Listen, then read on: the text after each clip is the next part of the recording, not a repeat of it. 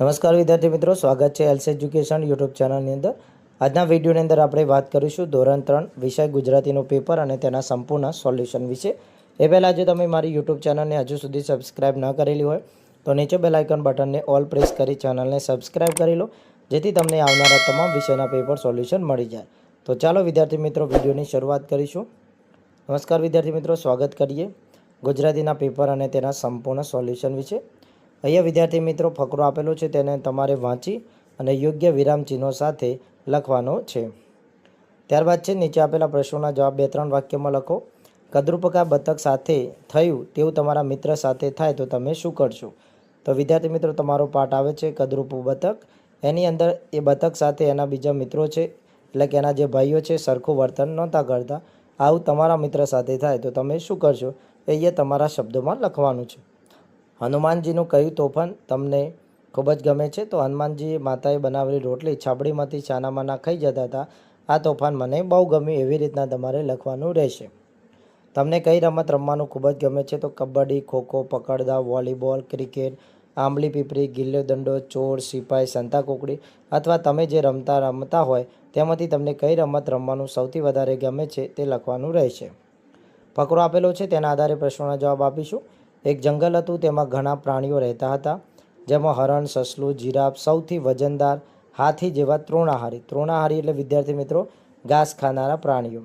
સિંહ, વાઘ, દીપડો, ચિત્તો અને વરુ માંસાહારી એટલે માંસખારા પ્રાણીઓ। એક દિવસ એક હરણ ઘાસ ચરતો હતું, તેની પાછળ સિંહ પડ્યો। હરણ ખૂબ ગોડ્યું, સિંહ તેને પકડી શક્યો નહીં। થાકીને સિંહ બેસી ગયો। સિંહ હરણને પકડી ન શક્યો, કારણ કે સિંહ મારવા માટે દોડતો અને હરણ બચવા માટે દોડતું હતું। હું માંસાહારી પ્રાણી છું, તો માંસ ખાતા હોય એવું પ્રાણી હાથી નહીં આવે, હરણ નહીં આવે, જીરાફ નહીં આવે, તો સિંહ છે એ માંસ ખાતું પ્રાણી છે। હું સૌથી વજનદાર પ્રાણી છું, તો કયું આવશે વિદ્યાર્થી મિત્રો? સરસ, હાથી। વાઘ ખોરાકમાં શું લે છે? તો ફળ ના લે, પર્ણ ના લે, ઘાસ ના લે, તો માંસ આવશે।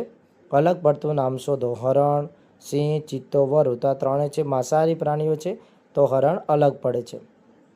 તૃણાહારી એટલે ઘાસ ખાનાર પ્રાણી, તો સિંહ ઘાસ ના ખાય, વાઘ ના ખાય, ચિત્તો ના ખાય, તો હરણ છે એનો સાચો જવાબ છે। કૌંસમાં રમતના નામ આપેલા છે, વાક્યોમાં લાગુ પડે તે લખવાના છે। કેચ પકડવાની મજા તો ક્રિકેટમાં આવે, દંડા વડે મારવાની મજા તો ગિલ્લી દંડો, છુપાઈ જવાની મજા સંતાકુકડી, અને ભૈરવીએ ચોરને પકડી પાડ્યો તો ચોર સિપાઈ।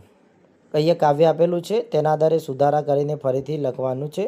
મમ્મી મમ્મી ફોટો પાડું, બોલ સાચો કે ખોટો પાડું, મલક મલક તો થાય તું થોડું, નહીં તો ચહેરો રોતો પાડો, જોઈ ચમેલી અઢેલી ઉબ, ગુલાબ જોડે જો બેઠો ફોટો પાડું, તું તો મમ્મી પરી સમાની, લે હવામાં ઉડતો પાડું। બાળક મમ્મીનો ફોટો કે રડતો પાડવા માંગે છે, તો અહીંયા આવશે હસતો ફોટો। બાળકને મમ્મી વિમાન જેવી લાગે છે, ના પરી જેવી લાગે છે। બાળક મમ્મીને કાંટા જોડે નહીં, તો ગુલાબ જોડે ઊભી રહીને ફોટો પડાવવા માંગે છે। બાળક મમ્મીનો ઊંઘતો ફોટો, ના મમ્મીનો ઉડતો ફોટો પાડવા માંગે છે। માગ્યા મુજબ આપવાનું છે, ઉદાહરણ મુજબ સાચો વિકલ્પ પસંદ કરી ખરું કરવાનું છે। આશા મીના રમે છે, તો આશા અને મીના રમે છે। તમે ચા પીશો કે કોફી, હાથ ધોવો અને જમી લો। માયા દોડમાં પ્રથમ આવી એટલે બધાએ તેને અભિનંદન આપ્યા। અહીંયા ગઈકાલ, આજ અને આવતીકાલ છે એ ખાનામાં તમારે લખવાનું છે। શ્વેતા ગીત ગાય છે, તો એ આજે છે, તો અહીંયા આજમાં આપણે લખ્યું છે। હવે અહીંયા નીચે જોઈશું, નેહલ દડાથી રમતી હતી, તો એ ભૂતકાળમાં છે, તો આમાં આવશે। નરેશ અમદાવાદ જશે, તો આવતીકાલે જશે। અને પૃથા સાયકલ ચલાવે છે, તો અત્યારે સાયકલ ચલાવે છે। અહીંયા વિદ્યાર્થી મિત્રો એક ચિત્ર આપેલું છે ઉત્તરાયણનું, તેના વિશે 5 વાક્યો તમારે લખવાના છે। મેં અહીંયા 5 વાક્યો લખ્યા છે, તમે એના સિવાય પણ બીજા 5 વાક્યો લખી શકો છો। ચિત્રનો બરાબર આપણે અભ્યાસ કરીશું।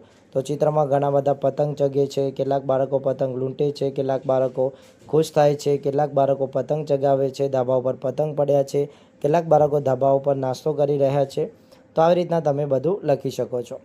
ત્યારબાદ પ્રશ્ન નંબર 8 છે, કેવો ભાવ છુપાયેલો છે તમારે શોધવાનો છે। મમ્મીએ પ્રવાસમાં જવાની હા પાડી, તો ખુશી થઈ। રાહી ચકડોળમાં બેસી તાળીઓ પાડવા લાગી, તો મજા આવી ગઈ। પાયલ બીમાર હોવાથી પ્રવાસમાં ના જઈ શકી, તો તેને દુઃખ થયું। વાઘને સામે જોઈને માનસી ધ્રુજવા લાગી, તો ડર લાગ્યો। અને ઘર ગંદુ જોઈને મમ્મીએ મારી સામે આંખો કાઢીને કહ્યું, તો ગુસ્સો થયો। તો વિદ્યાર્થી મિત્રો આ હતું ધોરણ 3નું ગુજરાતીના પેપર અને તેનું સંપૂર્ણ સચોટ સોલ્યુશન। બીજા વિષયના પેપર સોલ્યુશન મેળવવા હેલ્થ એજ્યુકેશન યુટ્યુબ ચેનલને આજે જ સબસ્ક્રાઈબ કરો.